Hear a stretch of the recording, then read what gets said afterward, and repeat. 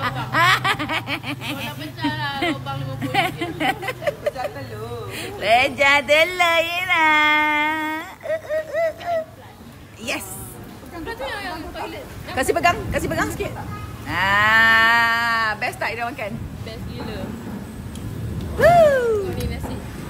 Makan nasi tak lalu weh sebab makan KM Flush. Nak tengok tak keluar balik nasi tu? Nampak perut tak ada perut bai. Macam tak beranak bai. Makan KM Flush. Woo.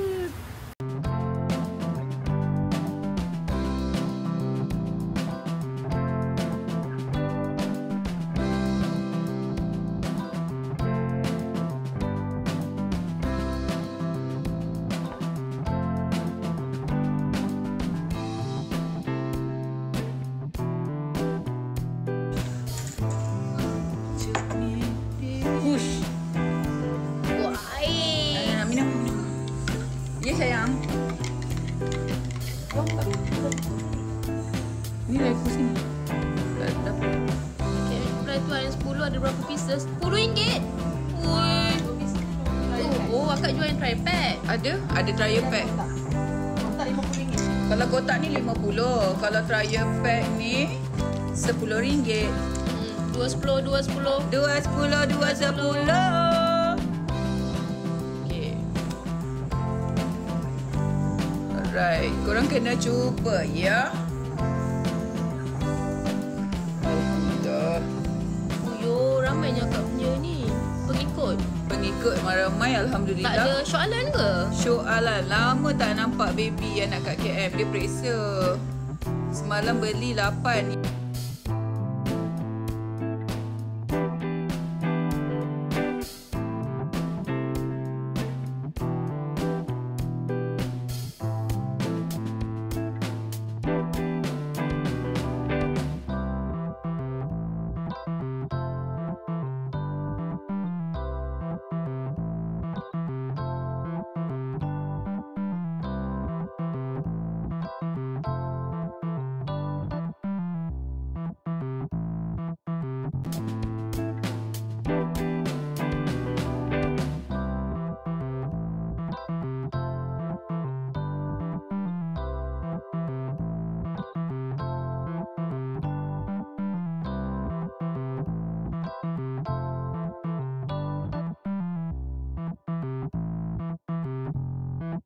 Ya Allah, bubur gandum. Sedapnya.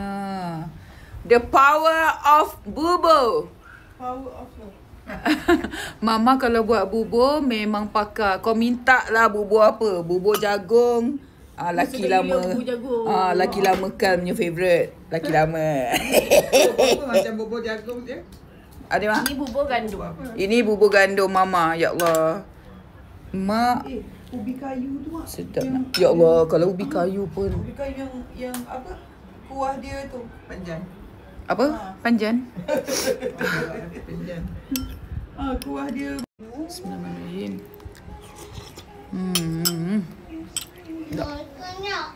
Nak meh ni sayang. Cuba rasa. Ni sayang. Jangan ni. Perangai ingat ni. Geram aku. Adik rasa lah. Tu dia. Popia. Apa apa entah. Dalamnya ada pisang. Luar dia salut dengan kulit popia. Ada salut coklat. Sedap.